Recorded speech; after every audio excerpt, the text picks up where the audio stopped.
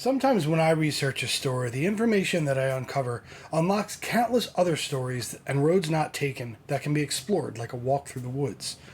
My recent documentary about the session players of George Harrison's All Things Must Pass is one of those treasure troves of information that acts as a nexus point in rock history.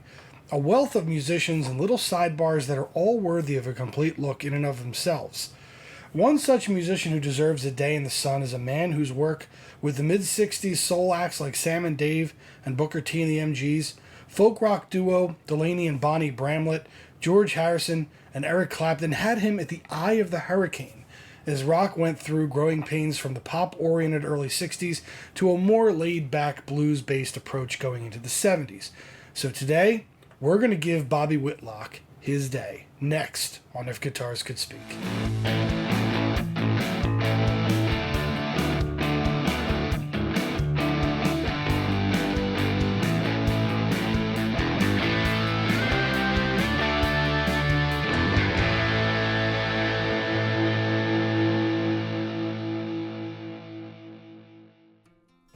Hello friends, and welcome once again to If Guitars Could Speak on the Guitar Historian channel, the documentary series where we examine cool pieces of gear, awesome musicians, and interesting moments from rock history. Today we're going to continue our dive into the treasure trove of stories surrounding the recording of George Harrison's seminal 1970 album, All Things Must Pass. I've made a couple of documentaries about this subject already. Links will be down in the description and also at the end of this video. But one name that kept popping up in the comments of that documentary was that of Bobby Whitlock, best known for his membership in the short-lived but legendary Derek and the Dominoes, fronted by Eric Clapton.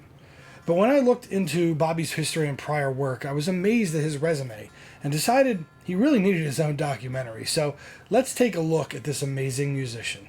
Robert Stanley Whitlock was born on March 18, 1948 in Memphis, Tennessee in the United States. Bobby's love of music started early as a youngster. He would sing in his local church services and begin playing multiple instruments. But his childhood was rough, with Bobby enduring terrible abuse from his father, but he always tried to escape this reality through his love of music, mostly the blues. Despite his southern upbringing at a time when racism and intolerance were still very real things, Bobby always held himself apart from that and seemed to gravitate towards the music that he loved. As a result, it wasn't long into his teen years that Bobby found himself at the knees of the great Booker T at Stax Records. He'd wandered into a recording session on Macklemore Avenue and was asked to join in on some clapping for the Sam and Dave classic, I Thank You. This would be Bobby's first known recorded work, and his presence at the studio would become ubiquitous. He would become close friends and occasional contributor to all of the legendary Stax acts like the aforementioned Sam and Dave, Albert King, the Staple Singers, and of course Booker T and the MGs. Whitlock would perform with his own bands, playing organ first in a local soul band called the Shortcuts, then onto another called the Counts. Whitlock became the first white artist signed to Stax subsidiary label Hip Records, and he would be mentored by some of the most legendary session men of all time like Steve Cropper and Donald Duck Dunn. He fondly remembers his time in Memphis as being awash with great music and musicians all the time. Bobby said, quote, I watched songs come into expression in one room and taken into the studio room, the artist's auditorium. Stax was an old movie theater, taking it to the auditorium and recording it on a 4-track machine upstairs. But his time in Memphis would come to a screeching halt when he was asked to join a band being formed by husband and wife team Delaney and Bonnie Bramlett, as Bobby was performing with his band The Counts one night in 1968. Delaney had come from session work in Los Angeles and a stint on the music show Shindig as a member of the house band on that show. Bonnie had worked her way up as a vocalist, even doing a stint in the Ike and Tina Turner Revue as the first white Ikette backup singer. But she would move to LA and she'd meet and marry Delaney in 1967. They quickly formed a backing group to return to LA with, and Bobby would hit the West Coast with the act, calling themselves Delaney and Bonnie and Friends. Bobby would contribute keyboards and vocals to their first 2 albums, the first called Home and the second, the original Delaney and Bonnie and Friends, except no substitute.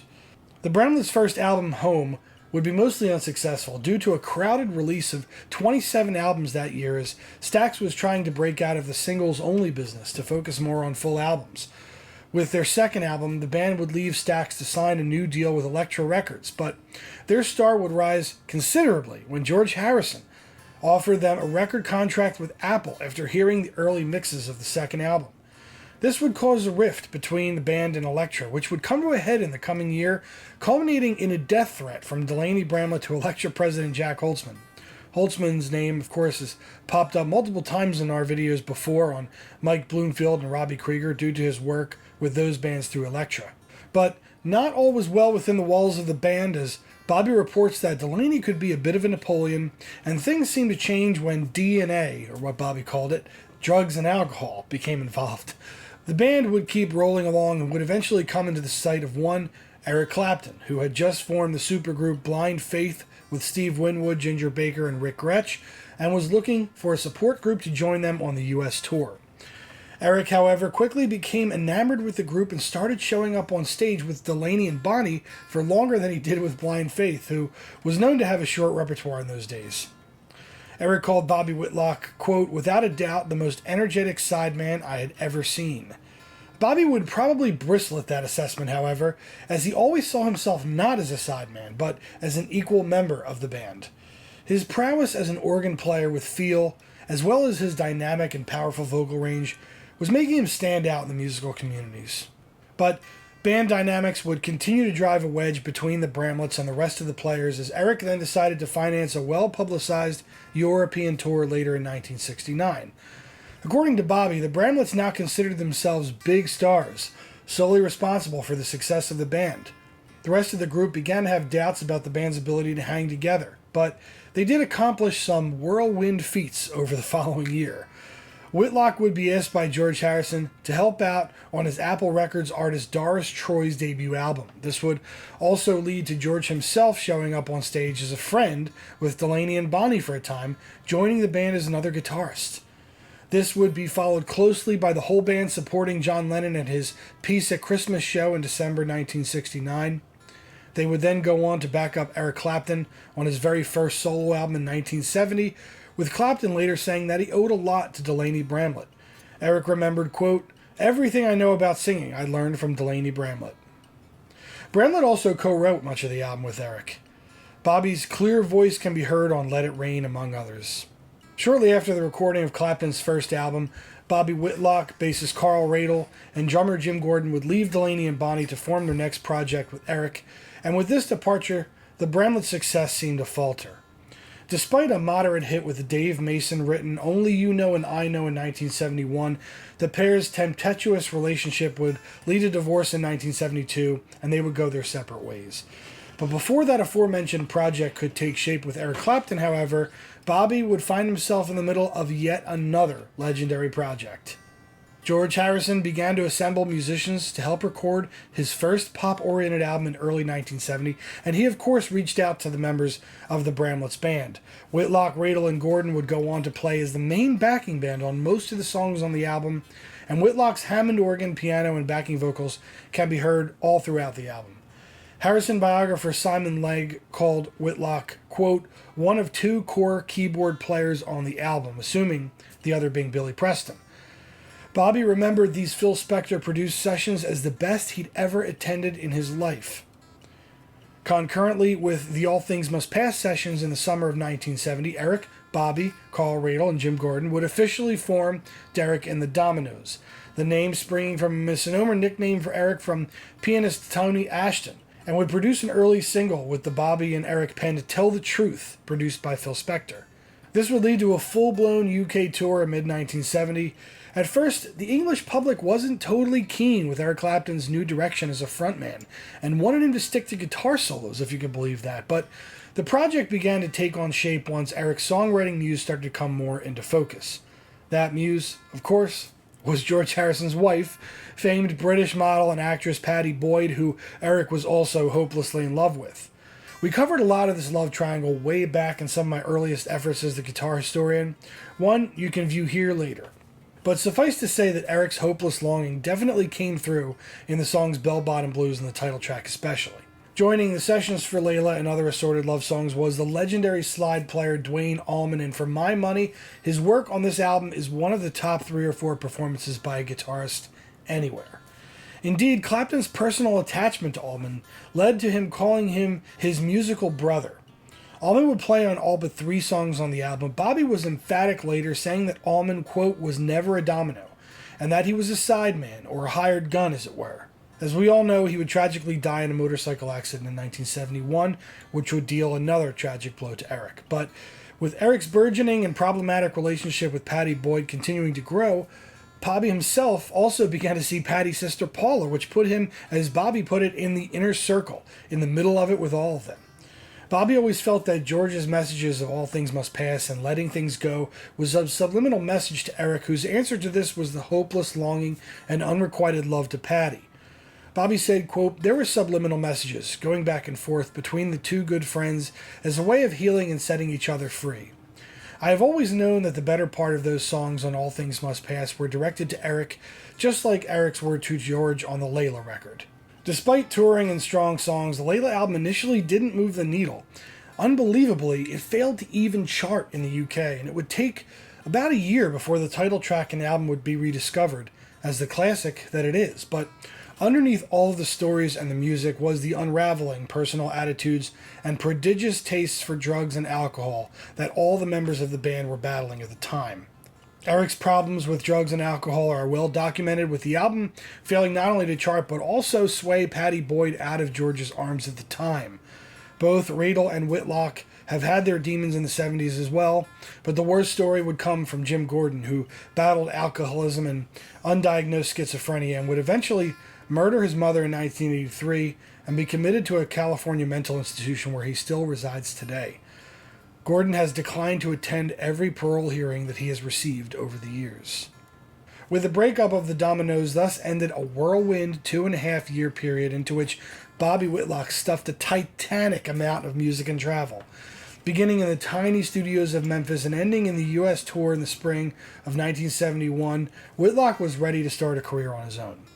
He'd already started work on what would become his self-titled debut album in January of '71, with help from all the usual suspects and former Bramlett band members, including both Delaney and Bonnie. The album would feature such songs as Where There's a Will and A Day Without Jesus, and would peak at number 140 on the Billboard 200 album charts, with Billboard magazine also calling it a, quote, persuasively powerful first album. Whitlock followed this up with 1972's Raw Velvet, which found him working with some of the same friends, but also making some new ones, such as guitarist Rick Vito, who would join Fleetwood Mac for a time after one of Lindsey Buckingham's many exits, and bassist Keith Ellis, formerly of Vandergraaf Generator. The album was produced by Jimmy Miller, who also produced some of the Rolling Stones' best work between 1968 and 1973, and this led to Bobby making an uncredited appearance on Exile on Main Street, playing the Wurlitzer piano on I Just Want to See His Face. Around the same time, Polydor Records would release a compilation double album called History of Eric Clapton, featuring every major band between the Yardbirds and the Dominoes, as well as some solo work. Finally, the title track from Layla was discovered by the listening public and became a hit, reigniting interest in the album and in the Dominoes.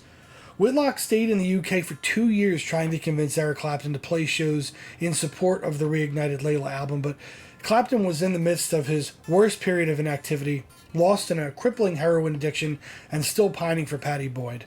Eventually, Bobby would give up the dream and move back to the US to pursue his further career. But his return to the US came at a time when much was changing in the music scene. Rock had been ditched for disco, and those bands who didn't deal in disco seemed to be going for a softer, overly romantic feel. Whitlock quickly began to feel out of place in a massively changing landscape. He would record 2 further solo albums, 1975's One of a Kind and 76's Rock Your Socks Off, but neither album made any impact commercially, and in the late 70s, Bobby would recede from the music scene almost completely. For nearly 2 decades, Bobby lived on a farm in Mississippi, raising his children and only doing sporadic session work.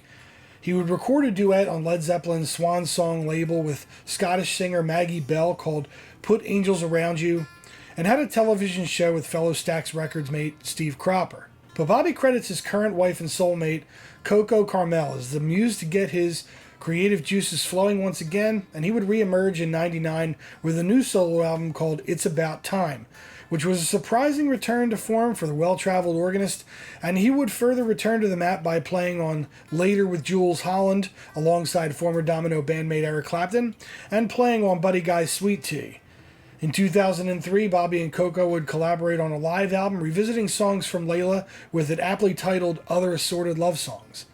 Music critic Bruce Eder praised the album, saying the classic pieces hold up magnificently. Here, acoustic guitar and piano are more than sufficient accompaniment, and indeed, coupled with Whitlock's powerful singing and range, make a strong case for these being the definitive versions. Some could argue that the last 10 or 15 years have been Whitlock's most prolific and excellent work, with Bobby and his wife Coco collaborating on many albums throughout the 2000s after moving to Austin, Texas in 2006. 2008's Lovers saw many guest musicians helping out on the album, including Willie Nelson. 2009's Vintage compiled songs that Bobby had written back in the 90s, followed closely by My Time, which featured musical contributions from Steve Cropper, Jim Keltner, and Jim Horn, among others. In 2010, Bobby would put out the treasure trove of an autobiography called Bobby Whitlock, a rock and roll autobiography, which contains many great stories about the early Stax days, the insane 2-year period we outlined above, and his amazing relationship with Coco, an amazing musician with a great backstory in her own right, having been formerly married to Bobby's old bandmate Delaney for a time. Nowadays, you can find Bobby and Coco right here on YouTube, on their own channel that you can find linked in the description, in which Bobby gives us many great stories and rundowns on some of the moments we just talked about. I strongly recommend using this documentary as a stepping stone over to his and Coco's channel, because he can give you a depth and presence that I could never touch here. I just wanted to give you the Cliff's Notes version of Bobby's life and career, but go over there if you want the full novel. In the end, Bobby's legacy isn't as a sideman or a session musician. It's as a musician who often was the missing piece that held the project together. Both on All Things Must Pass and Layla and Other Assorted Love Songs, those albums just wouldn't be the same without Bobby's contribution. And as a man who has always wanted to be considered on par with the other musicians he played with, that is the highest compliment anyone could give him, that those recordings would not have been anywhere near as good without him. Bobby has only ever seen himself as an equal, despite being surrounded by big stars like Eric Clapton and George Harrison. And for the short times that he'd work with those giants of rock, I think he was successful in ensuring that they saw him as an equal too. Anyway, that's another episode of If Guitars Could Speak on the Guitar Historian channel. Please remember to like and subscribe to the channel. At this point, the only way you can support this channel is to subscribe and help my video get picked up by the YouTube algorithm by liking it. So please help the channel out and allow me to keep doing what I do. Also, check out some of the links here and enjoy more of my content if you have the time. Otherwise, we'll see you next time on the Guitar Historian channel. And as always, thanks for watching.